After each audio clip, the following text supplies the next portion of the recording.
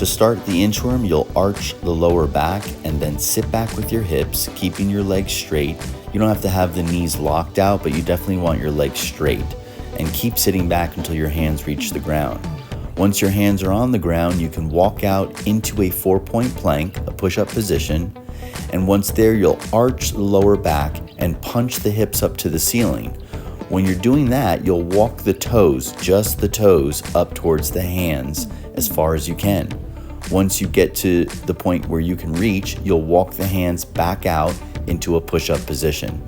If you don't have a lot of space, you can walk the hands back up towards the feet. So again, punch the hips up to the ceiling, walk the hands up, and then walk the feet back out. Again, just using the toes, walk back out into a push-up position.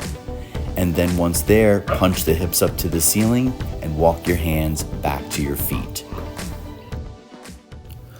A variation of the inchworm to make it a little more challenging is to incorporate a push-up in between each inchworm repetition.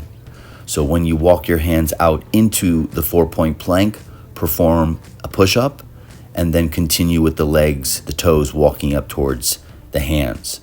Again, once you walk out into the 4-point plank, do 1 push-up and repeat. If a push-up is not what you're looking for and you want to try another variation, you can try the Spider-Man movement, which is 1 leg at a time, 1 knee at a time, raising the knee up towards the elbow. And when you do this kind of motion, you can tilt your head and look towards that elbow or towards the knee, and then bring it back to the push-up position. Do the other side, the other knee, and then same thing, bring it back to the push-up position, walk the toes up, and then continue with your inchworm movement.